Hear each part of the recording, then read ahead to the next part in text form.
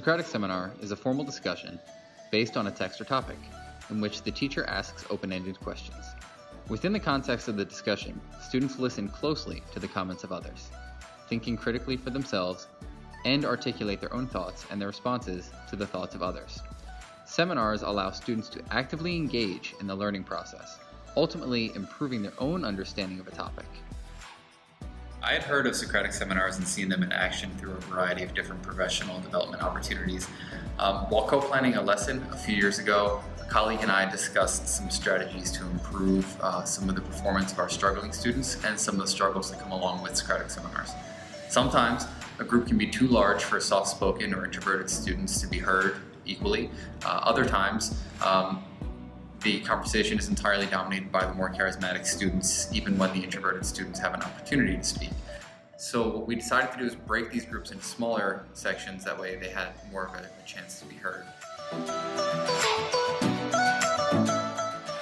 Begin by splitting the class into groups of about 4 or 5, posing a question to each group.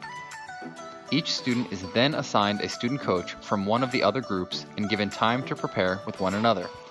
Since they are working on separate topics, but the same task, they often have great feedback during the research process that can provide for one another. After they complete their research, I ask students to complete a planning sheet that serves as an outline for when they participate in the discussion. During the discussion, coaches are tasked with tracking the progress, successes, and areas of growth for their partner. In a given halftime, coaches meet with their students to discuss the progress, refocus on their original plan, make modifications, or give advice. I find that in this time, students give truly meaningful and specific feedback, as their success can depend on each other in a lot of ways. After the session is complete, the coaches become the seminar participants and the participants become the coaches. Since the groups are still so small, I often have 2 other groups waiting to do the same process another day. On the day they are not in the seminar or acting as a coach, students engage in an online chat about the topics being discussed. This turns into a virtual seminar in its own right. Students are encouraged to challenge ideas being brought up in the seminar, ask questions they have about the topic, and engage in the topic while not disturbing the conversation taking place. As the teacher, I monitor students participating in all 3 roles, and I incorporate each of these skills into their assessment. If you want to try this in your class, here are some tips.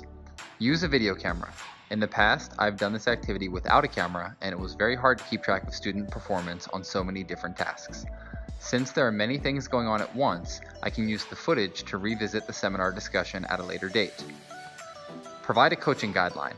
By giving students specific things to look for, to discuss, and to prepare for, you will find that the discussions and feedback among peers is significantly more focused and therefore more helpful. Keep the discussion groups to roughly 4 or 5 students. Any larger and you run into the same issues with traditional whole class Socratic seminars. Use a timer. This will help students to keep track of time for strategic purposes, and it also just helps everyone stick to a schedule.